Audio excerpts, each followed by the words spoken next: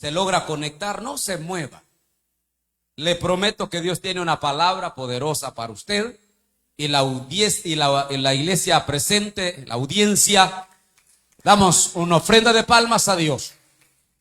Bienvenidos a este tiempo con Dios. Como ha estado bastante tiempo de pie o de rodillas, quiero invitarle que me ayude y que leamos la palabra del Señor en el libro del profeta Daniel, capítulo 2, versículo 21. Daniel capítulo 2, versículo 21.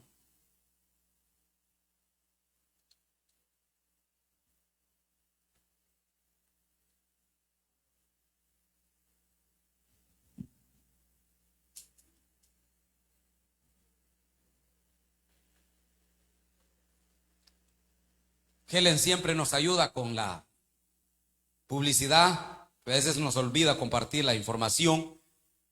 Pero algunos que la lograron ver, el tema de esta mañana, el Dios que muda los tiempos. El Dios que cambia los tiempos y las edades. El Dios que no está sujeto a un tiempo determinado. Ese Dios es el que quiere hablarnos esta mañana. Daniel capítulo 2, versículo 21 dice, Él muda los tiempos y las edades. Quita reyes y pone reyes. Da sabiduría a los entendidos y ciencia a los entendidos. Una vez más, Él muda los tiempos y las edades.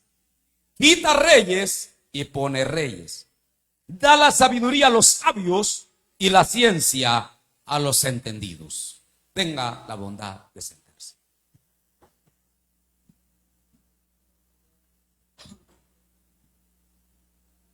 Los seres humanos tenemos problemas con los tiempos.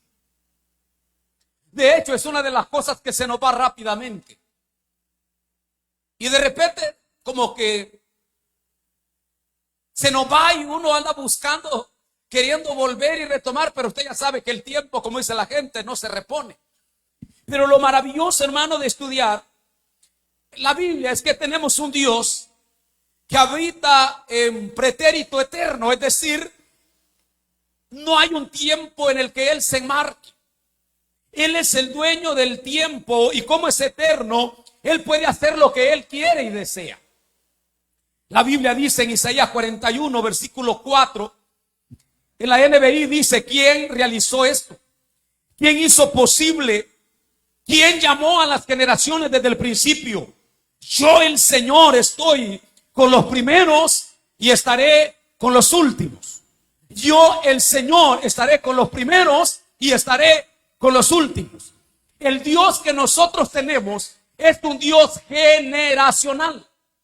Es un Dios que se ha revelado a través de los tiempos y las edades. Por eso que cuando Daniel se da cuenta de un edicto que el rey Nabucodonosor había hecho, porque había tenido un sueño y nadie se lo podía entender o se lo podía revelar. El punto era tan crítico porque el sueño el rey no lo daba a conocer. Porque dijo, si yo lo doy a conocer, cualquiera se va a favorecer y me va a dar la aplicación que quiero.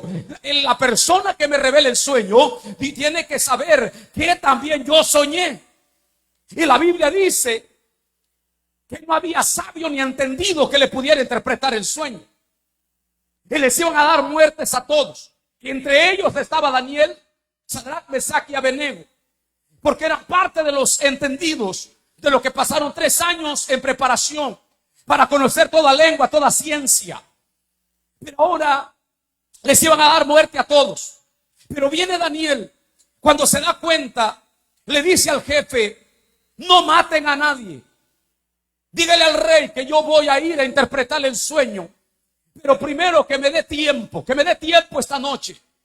Esa noche Daniel pide a sus 3 amigos que se vayan a la oración, que se encierren y que busquen al Dios de los cielos. Porque si no van a perecer juntamente con los sabios de Babilonia. Esta noche, mientras ellos estaban en oración, Dios le revela algo asombroso a Daniel. Y cuando Dios se lo revela, Daniel viene y dice 3 palabras claves acerca de Dios. Y dice, Dios tiene el poder, dice Daniel, dando a entender que toda capacidad, que todo dominio, que toda potestad, todo eso están bajo la absoluta voluntad de un Dios poderoso. Y Daniel le quiere decir al rey, no es cualquier Dios al que nosotros adoramos, es el Dios que tiene los dominios, que tiene las potestades, que tiene los imperios por los siglos de los siglos. Pero también le dice, este Dios tiene la sabiduría. Eso significa que Dios tenía la capacidad de obrar correctamente. Él se dio, le dice Daniel, cambia los tiempos y las edades. Es decir, que tenemos un Dios que no está sujeto a las leyes terrenales. Ese es el problema, que muchos de nosotros nos encerramos, hermano, cuando creemos y estamos esperando y no viene nada, no sucede nada y todo parece perdido y todo se ve igual, porque nosotros nos enmarcamos en un tiempo, pero al Dios que sirvió Daniel y al Dios que servimos nosotros está sobre las leyes terrenales. Alguien dice gloria a Dios. Necesitamos entender que hay un Dios que sabe glorificarse sobre todas esas cosas. Nabucodonosor, hermano, tiene un sueño tan perturbador, porque mira una estatua y la mira con un esplendor terrible. Esa estatua estaba compuesta por 4 imperios.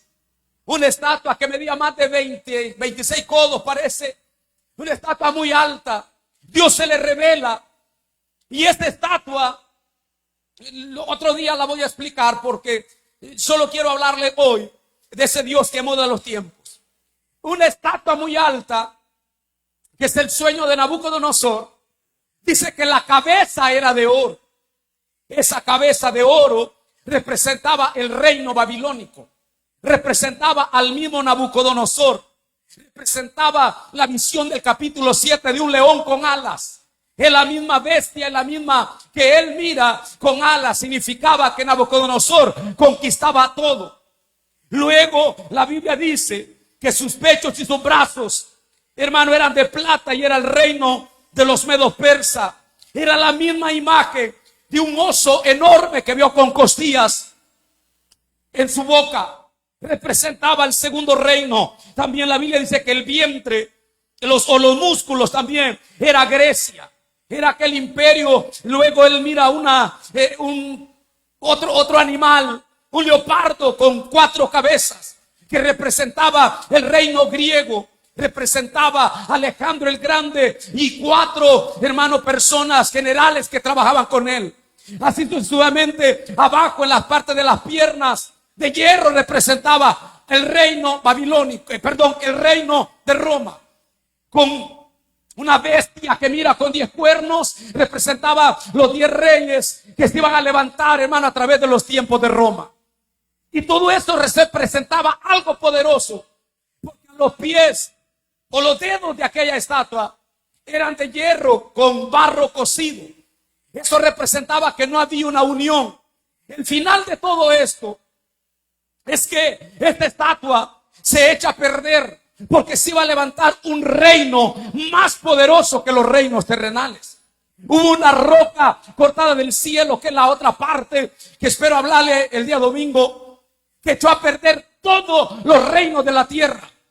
Daniel ahora le da a entender a Nabucodonosor que aunque su reino está constituido por el oro, por la fama y por todo lo que tenía, todo eso tarde o temprano iba a perder. Se iba a levantar otro reino y luego otro reino. Iban a pasar un montón de reinos, pero había un reino que prevalecía y era el reino eterno de Dios. ¿Por qué? Porque hay un Dios que muda los tiempos y las edades. Ahora, a través de esto, hermano,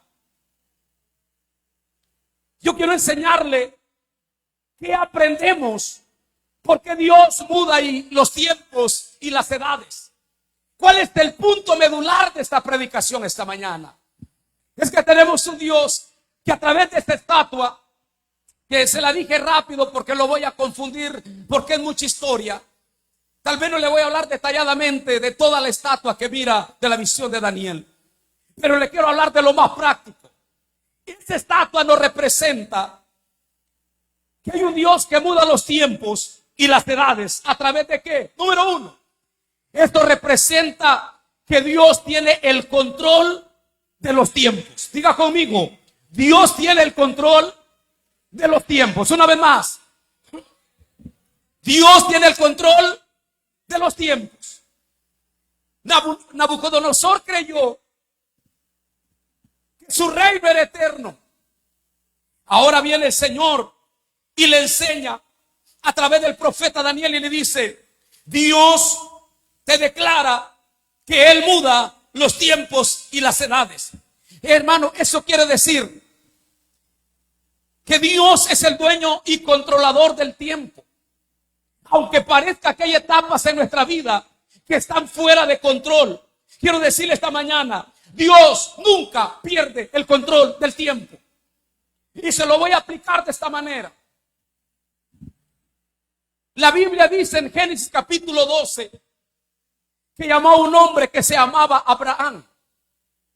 Siendo de 75 años, lo llama y le dice: Abraham, deja tu tierra y tu parentela, y haré de ti una nación grande, y en ti serán benditas todas las familias de la tierra. Dice la Biblia que Daniel obedece, dice la Biblia que Abraham obedece y agarra lo que tenía con su esposa, siendo él de 75 años y siendo su esposa, si no me equivoco, 10 años menor que él, de 60 años más o menos. Y dice la Biblia que llama a Abraham, le da una promesa.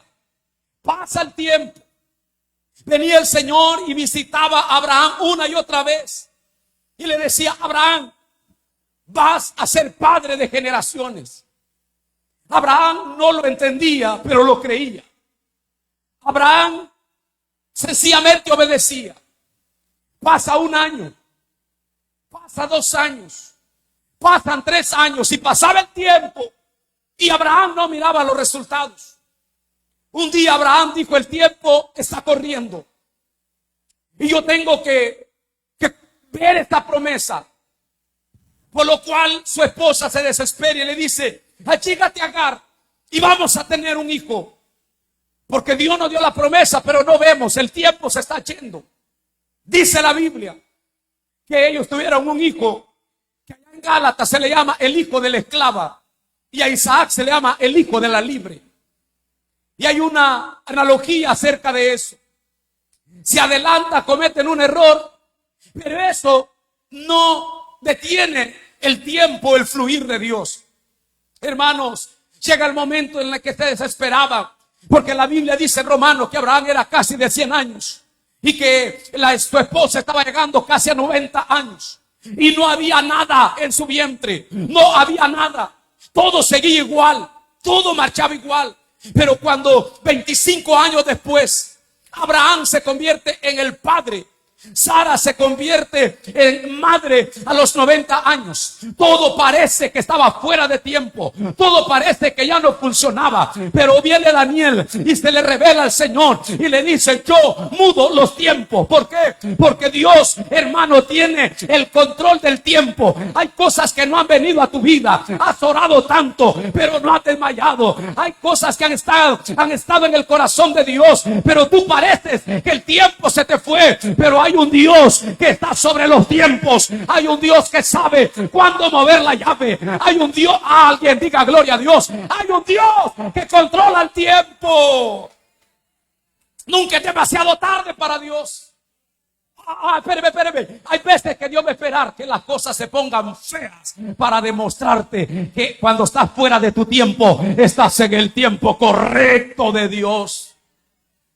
Él muda los tiempos, le dice el Señor a Daniel. Y Daniel se lo dice a Nabucodonosor, porque él creyó que su reino era eterno y estaba perturbado por la visión. Pero en esa visión se ve a un Dios que los reinos vienen y van, Pero Dios sabe cuándo va a actuar correctamente en su tiempo. Hay un Dios que controla nuestros tiempos, hermano. Todo lo que experimentamos, todo lo que enfrentamos no es accidental. Créame que no. ¿Cuántas veces el pastor Job se ha lamentado por cosas que no pudo hacer o obtener? Pero el tiempo de Dios es el correcto. Porque Él controla, Él está sobre el tiempo. Estuviera Abraham acá, le dijera: hermano del templo cristiano, conozco un Dios que controla, tiene el control del tiempo. ¿Cuánto creen que lo que Dios ha hablado va a venir? No en mi tiempo, no en su tiempo, pero en el tiempo de Dios. Ahora viene Abraham y se da cuenta que se convierte en el padre de muchas naciones, porque Dios le dijo: en ti serán benditas todas las familias de la tierra. Yo soy bendecido por la fe de Abraham, y soy bendecido porque aunque Abraham se desesperó, aunque Abraham dijo: estamos fuera del tiempo. Pero Romanos capítulo 4 dice que Abraham no se debilitó al ver su cuerpo y al ver la esterilidad de su esposa Sara, porque confiaba de esperanza contra esperanza. Porque estaba convencido, dice la Biblia hablando de Abraham, que Dios era capaz de darle vida a lo que estaba muerto. Tal vez en nuestro tiempo hay cosas que ya no funcionan. Tal vez, hermano, en mi manera de actuar o de pensar, pienso que ya se fue, como decimos algunos, ya se fue el tren. No, hermano, en el tiempo de Dios, hermano, Él no está enmarcado en lo que nosotros conocemos día y hora. Él está sobre todo, y cuando Él llega, Él actúa aunque parezca fuera de tiempo, aunque parezca que para mí ya no funciona, va a seguir funcionando, porque estamos bajo el amparo divino de un Dios que controla todo. De un Dios que controla todo, hermano. ¿Se acuerda que cuando Dios llama a Jeremías, en el capítulo 1, versículo 4 en adelante, le dice: Jeremías, antes que nacieses, yo te conocí.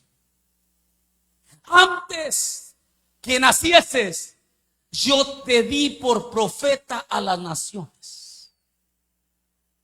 A ver si agarra esta palabra de Dios hoy. Lo que le está diciendo es: tú no existías, pero yo ya sabía lo que tenía para ti. No habían dicho varón es, no habían dicho Jeremías se va a llamar, y para mí ya era profeta. Y van a pelear contra ti, pero no te van a vencer, porque yo estoy contigo desde antes que naciera. Mi respaldo ya estaba contigo, Jeremías. O sea que antes que se dijese tu nombre, yo ya te conocía, porque yo controlo el tiempo. Cuando usted ve eso, de ese Dios que muda, que cambia los tiempos y las edades, lo que le está diciendo el profeta a Nabucodonosor es que hay un Dios que tiene el control de los tiempos. Mire, hermano, usted y yo llegamos en el tiempo que Dios quería que llegáramos a sus pies. Me lamento por todos aquellos que murieron sin conocer, sin tener el grado de revelación de la palabra que usted tiene, sin tener una frescura y una riqueza como la que usted tiene hoy. Pero ¿cuántos alaban al Señor de haber llegado en el tiempo de Dios a sus pies? ¿Y cuántos saben que Él tiene cosas grandes, ministerios, talentos para cada uno de ustedes?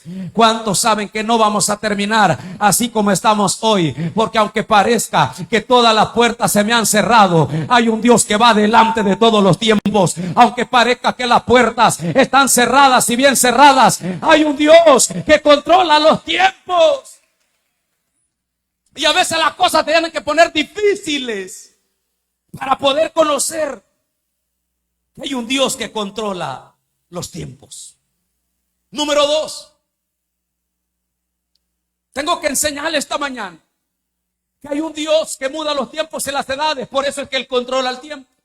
Pero este Dios que muda los tiempos y las edades es un Dios que tiene el control de las circunstancias. ¿Cuántos saben que hay un Dios que tiene el control de mis circunstancias, de sus circunstancias? ¿Sabe que Babilonia llega y agarra cautivo a Israel? Y se los decía el discipulado esta mañana. Y cuando ellos llegan, hermano, a Babilonia, ellos llegan literalmente como esclavos. Ellos llegan literalmente en cadenas y llegan a servir al imperio. Pero ¿sabe qué dice la Biblia? Que a los 70 años, cuando salieron de ahí, Israel iba tan bendecido. ¿Sabe que el mejor avivamiento espiritual se dio después de la cautividad de Babilonia? Porque Dios levantó, hermano, 2 profetas del avivamiento, Zacarías y Ageo.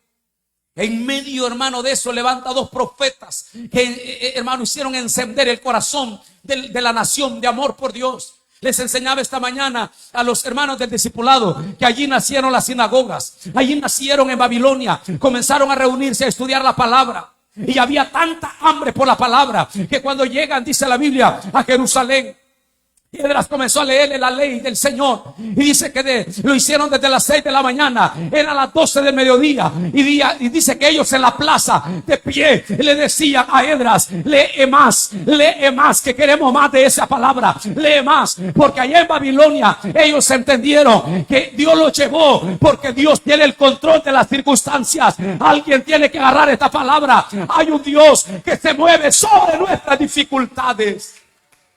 Aleluya. El segundo verso dice y menciona que Dios quita reyes y pone reyes. Eso significa que Dios puede cambiar el curso de la historia de la humanidad o de una persona en particular. Páquemele un poquito, que se me vino arriba de eso.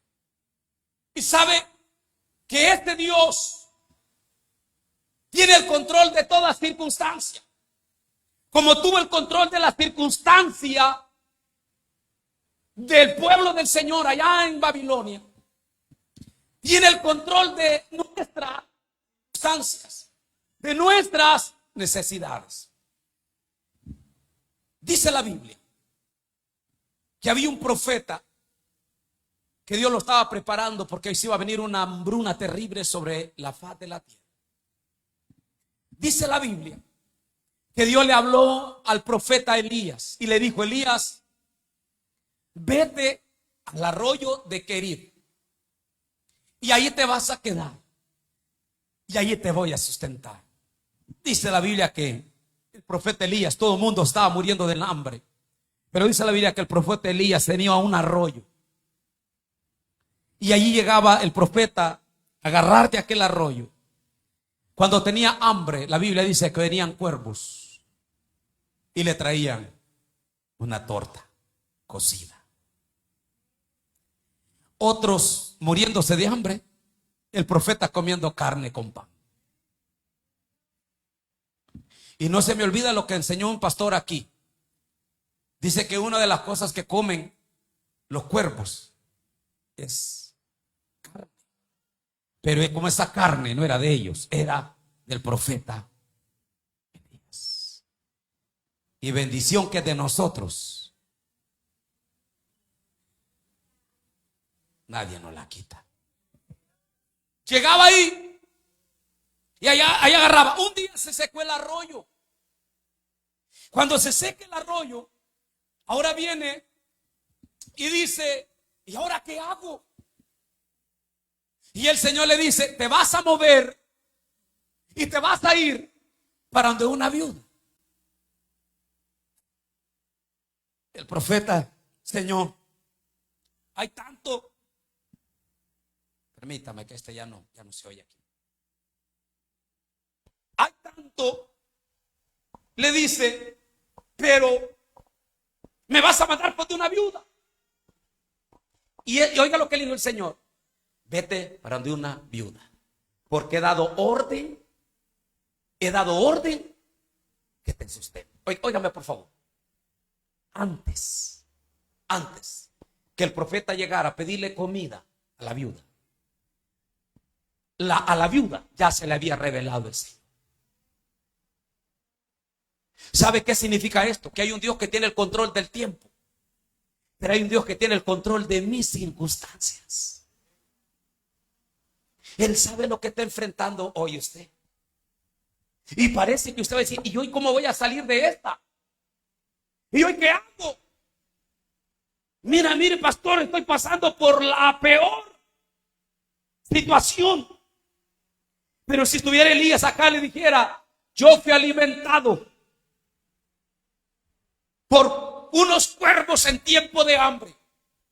Yo fui alimentado por una viuda que cada vez que ella iba a la tinaja siempre había aceite, siempre había harina, porque hay un Dios que tiene el control. Y dice la Biblia que eso duró hasta que se terminó el hambre sobre la faz de la tierra. De algo estoy seguro de esta mañana, que hay un Dios que tiene control de cada necesidad de la que usted está pasando. Si hay un Dios que tiene el control del tiempo, tiene el control de sus circunstancias.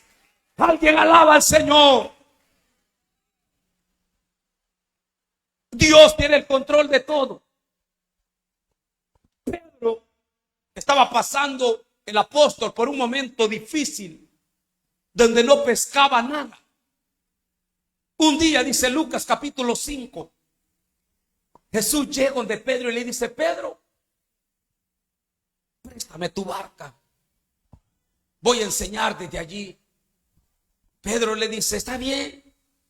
Dice la Biblia que vio que Pedro, Juan y, si no me equivoco, Jacobo estaban lavando las redes. Venían de una pesca. Bueno, no era pesca porque no traían nada, pero esos pobres no habían agarrado nada. Y yo creo que para padre, madre me va a entender aquí. Pero qué terrible es llegar a la casa sin nada, sabiendo que hay necesidad en la casa. Qué terrible es llegar de brazos cruzados sabiendo que hay necesidad. Yo no dudo que Pedro dijo, ¿cómo le digo a mi esposa? Porque Pedro tenía esposa y tenía suegra. ¿Cómo le digo a mi suegra que no pesque nada? ¿Cómo le digo a mi esposa que no agarré nada? Pero ese día había un Dios que tenía el control de las circunstancias. Llega donde Pedro, me imagino que Pedro ya iba para la casa. Gracias. Ya iba para la casa cuando dice la Biblia que Jesús le dice, Pedro, vámonos más adentro. La segunda palabra que le dices, Pedro, echa la red a la derecha. Aquel Pedro le dice, maestro, yo he estado toda la noche tratando y no he agarrado nada. Y tú me mandas. Los pescadores conocen las mareas, ellos saben cuándo hay y cuándo no hay. Y le está diciendo, yo vengo donde tú me mandas. Pero hay una palabra que Pedro le dice, Señor, si tú lo dices. Dice la Biblia que Pedro se va. Y cuando tira la red, allá donde ya había estado, allá donde Pedro le dice, está bien si tú lo dices. Aunque un carpintero le está diciendo a un pescador cómo tire la red, está bien si tú lo dices. Y cuando tira la red, dice la Biblia que trajeron una gran cantidad de peces. Dice el texto, no lo digo yo, que la red hasta se rompía. El día que Pedro dijo, me fue mal. El día que Pedro dijo, este día, el día terrible de mi vida, Dios, Jesús, iba al encuentro de las circunstancias adversas de Pedro. De algo estoy seguro esta mañana, que hay un Dios que jamás deja perder al justo, porque no he visto justo desamparado, ni su simiente que mendigue pan. Hay un Dios que tiene el control de mi vida, hay un Dios que tiene el control de tu vida, hay un Dios que tiene el control de tu tiempo, pero también de tus necesidades. Él sabe cuándo va a llegar. Él sabe, hermano, no te desesperes. Cuando tú piensas que todo está perdido, aparece el que camina sobre el mar y le dice: hijitos, no teman, yo estoy con vosotros en las circunstancias. Hay un Dios que tiene el control, hay un Dios que sabe cómo maneja todo, hermano. No te desesperes, hay un Dios que sabe de qué tenemos necesidad. Y se lo digo con convicción propia. Nosotros estamos pasando un momento de salud por los niños, más que todo por Aroni. Y hay exámenes que han costado hay un examen que ha costado como $80. Y uno siempre dice de dónde va a salir. Pero hay un Dios que sabe de qué tenemos necesidad. Hay un Dios que juntamente con el aprieto nos da la salida. Hay un Dios que no te va a dejar perder. Hay un Dios que cuando las cosas se alteren es porque aparece ese Dios y le está enseñando Daniel a Nabucodonosor que aunque ellos estén en Babilonia, no van a salir con la mano vacía, van a salir a hacer casas artesanadas, a hacer casas de bendición, porque salieron bendecidos de la cautividad. Alguien va a salir bendecido del proceso, alguien va a salir bendecido de lo que está enfrentando y se va a parar acá para dar testimonio y decir: tengo un Dios que tiene el control de mis necesidades. Tengo un Dios que controla todo. Y por eso es que la Biblia dice: Él da sabiduría a los sabios y ciencia a los entendidos. Eso significa que Dios nos da el conocimiento y la habilidad para que le demos la gloria al Señor en los tiempos difíciles. Para que le demos la gloria al Señor en todo tiempo. Número 3, Dios tiene el control. A ver si me ayuda. Número 1, Dios tiene el control de los tiempos. 2, Dios tiene el control. 3, esto me encanta más, Dios tiene el control. No, Dios tiene el control de nuestro futuro. Oiga lo que le dice el Señor a través del profeta Daniel. Hay un Dios en los cielos, versículo 28, que revela hay un Dios en los cielos que revela los misterios. Y Él ha hecho saber a Nabucodonosor. ¿Qué es lo que le ha hecho saber? ¿Qué es lo que le ha hecho saber?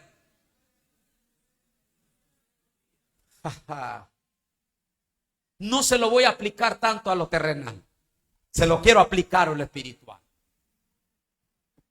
Mire, hermano, el mismo Dios que le dice a Nabucodonosor: Él quita y pone reyes, es el mismo Dios que le dice: yo tengo el control de lo que va a acontecer en los postreros días.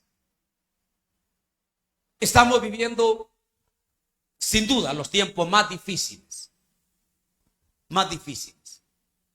Un día de estos yo iba a preguntar por una pieza que la compré hace pocos días atrás y valía 16. Pregunté y me dijeron que valía 16.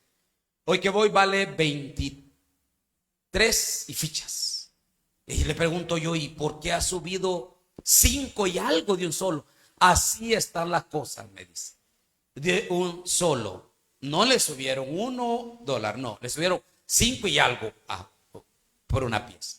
Y usted así de repente va a comprar con lo que compraba antes y se da cuenta que ya no le ajusta. Y se va uno y le dice: ¿qué va a llevar? No, ya se me olvidó. No se le olvidó, lo que pasa es que no le ajusta.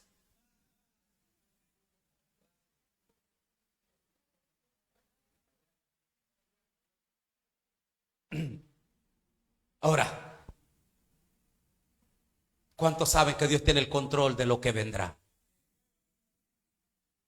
Hay un Dios que me sostiene, el que me levanta, el que me da paz, me da seguridad de lo que vendrá. Nunca pierdes de lo que vendrá. ¿Sabe qué le está diciendo el Señor a través del profeta Daniel? Yo sé lo que viene. Hay un Dios que revela. ¿Sabe que el Dios, el mejor ejemplo es Juan en Apocalipsis? ¿Sabe que a Juan en Apocalipsis se le revela a la iglesia? Escuche esto. Se le revela el estado de la iglesia. Una iglesia tibia, una iglesia falta de amor, una iglesia sufriente. Y todo eso se le revela a Juan. Una iglesia en condiciones terribles. Pero sabe que cuando Apocalipsis 19 termina, bueno, en el capítulo 22 dice, el Espíritu y la iglesia dice, ven. ¿Sabe cómo termina Juan en los capítulos finales? Dice, y se le ha preparado las bodas. No mira una iglesia sufriente, no mira una iglesia tibia, no mira una iglesia con falta de amor. Ahora mira una iglesia vestida de lino fino, lista para celebrar la boda del Cordero. A ver si me comprende. Mi estado hoy no significa lo que viene será grande, porque mi futuro está en las manos de Dios. Alguien dice gloria a Dios, porque si un día estaremos vestidos de ropa blanca, iglesia. Dios tiene el control del futuro en la iglesia. Apocalipsis 1 habla de la revelación de Jesucristo. Apocalipsis 2 y 3 habla del estado de la iglesia. Pero Apocalipsis 4 habla cuando Juan se le abre una puerta y se representa el rapto, y la iglesia no aparece sino hasta que está celebrando en gloria. Porque Dios tiene el control de mi futuro. Dios tiene el control de su futuro. Yo sé que aquí hay personas que piensan igual que su servidor, y cuando esté viejo, ¿quién por mí? Y yo que no cotizo, ¿de qué voy a vivir? Porque dicen por ahí que a los viejitos les quieren dar veneno. Porque dicen que ya no quieren dar pensiones.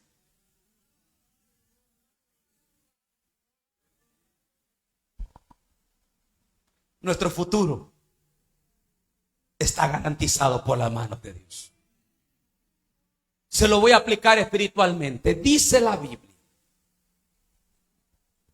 que Jesús le dijo a los discípulos, yo me voy, pero me voy a ir a prepararles.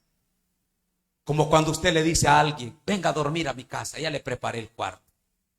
Allá arriba ya le prepararon el lugar donde usted va a ir a vivir. Mi futuro está garantizado. Cristo viene pronto y yo estoy pero feliz por eso, porque mi futuro está en las manos del Señor. Oh, cuando Cristo venga, hermano, será el día más glorioso para nosotros. Nuestro futuro está garantizado, hermano. ¿Cuántos tienen el pasaporte para la vida eterna? Ya saben que haber aceptado a Jesucristo como su Salvador. Tiene la visa con el sello. Sí, hermano. Y por eso es que le dice Daniel, Dios tiene el control de las cosas que van a venir.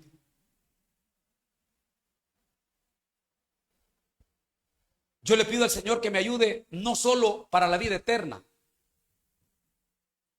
sino que me ayude para las cosas que vendrán terrenalmente. Ustedes saben que yo tengo una hermana, la menor, muy enferma, con una enfermedad de lupus. Mi hermana menor pasa casi todas las semanas en el hospital. Y mi mamá es una mujer de 77 años de edad. Y yo le decía a la hermana Mayra, me temo, pero sé que se vienen días difíciles para mí. Hablando terrenalmente. Yo le digo, el día que se vaya mi hermana, hay que alistar, que sin duda se va mi mamá también. Y la alegría de mis niños, cuando tenemos un día, una tarde que no haya cultos y podemos ir a dormir, es por ir a estar con mi mamá. Y yo le digo a la hermana Mayra, creo plenamente que el día que ya no tenga familia, no va a tener sentido para mí poder ir a las partes altas de Chalatenango. Porque uno es así. Yo cuando murió mi hermana mayor en dicho hospital, le tomé un pánico al Hospital Bautista, que cuando pasaba cerca de él cerraba los ojos, porque me conectaba al dolor. Y cuando fui a reconocerla en el ascensor, o sea, era tan difícil y yo tenía que obviar. Yo, créame, lo que cerraba los ojos cuando pasaba en bus ahí, hasta que pasaba la cuadra los abría, porque era sinónimo de dolor para mí. Yo le decía esta semana a ella, Dios tiene que preparar mi vida no solo para el futuro de las cosas grandes, porque sería un falso predicador venir a decirle a usted que solo le vienen cosas bonitas para su vida. Tengo que decirle también que así como Daniel le dice al pueblo que había un Dios que tenía el control de lo que iba a venir, eso representaba que iban a enfrentar 3, 4 imperios más, pero que sobre los 4 imperios Israel iba a prevalecer. No importa lo que venga, nada tiene que separarte del amor de Cristo. Los hijos de Dios van a prevalecer y, como dijo Daniel, van a alumbrar como lumbreras mayores en medio de la oscuridad. Alguien dice gloria a Dios. No importa lo que venga, Dios tiene el control. A lo mejor vamos a perder cosas de nosotros, perder parte de nuestras vidas, pero hay que saber que hay un Dios que tiene el control de todo. ¿Qué hizo Daniel y sus 3 amigos para que Dios les revelara los tiempos que venían? 1, se encerraron para poder hablar con Dios. Versículo 17 y 18. 2, alabaron a Dios en medio de las malas circunstancias. Eso hicieron ellos. 3, atribuyeron a Dios la gloria de haberle revelado el misterio. Eso tenemos que hacer nosotros. Ellos hicieron cuando Dios les había revelado todo. Esto es lo que ellos hicieron. Le dieron la gloria a Dios. ¿Sabe qué hizo Nabucodonosor? Dijo, póngame a Daniel en los cargos más grandes y a esos muchachos también. Pero sabe que ellos, antes de que los pusieran en puestos, dijeron, te damos gracias, oh Dios, porque tú revelaste el misterio que ningún sabio entendido podía entender. Y nos revelaste no solo la de la estatua, nos revelaste que hay un Dios que tiene el control del tiempo, que hay un Dios que tiene el control de las circunstancias, que hay un Dios que tiene el control de mi futuro y que tengo una esperanza bienaventurada. Termino. Si estás seguro de que Dios tiene el control, entonces va a estar dispuesto a cederle el timón de su embarcación. Muchos sabemos y sabemos que Dios existe y sabemos que Dios está a nuestro lado, pero no tenemos el valor de cederle. Leí esta semana porque estaba preparándome para predicarle, que los estudios afloran que el Titanic lo habían hecho con una capa de acera irrompible. Es más, lo hicieron con la intención de que rompiera cualquier montaña de hielo. Lo hicieron con esa intención. Pero cuando el que avisa que había donde ellos iban a chocar, la montaña de hielo, en vez de chocar, él da la vuelta y no pega con la parte frontal, sino con la parte de lados. Él, queriendo salvar, no chocó de frente, sino que quiso girarlo. Y eso hizo que todas las capas del extremo abrieran los estanques y se hundieran. Por supuesto, alguien había dicho que ese barco ni Dios podía hundirlo.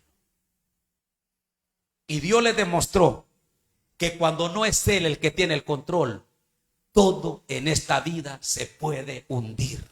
pero que cuando tú le dejas el timón a Él, oh mi querido hermano, como dijo el gran cantante Oscar Medina, dale a Él el timón. Él es el mejor capitán. Y si tu vida, tu familia, tu negocio y todo lo que estás enfrentando, hermano, está pasando por malos momentos, es el tiempo que te aparte de ahí y le digas: Señor, dirige tú, porque cuando Él dirige no hay nada que lo pueda detener. Y el que pueda celebrarlo, celébrelo esta mañana. Padre, te damos gracias. Gracias, Señor, porque tienes el control. Gracias, Señor, porque nada se sale de tus manos. Gracias, Señor, porque de toda circunstancia, de mi familia, de las familias, tienes el control del tiempo, tienes el control de las circunstancias, tienes el control del futuro de cada uno.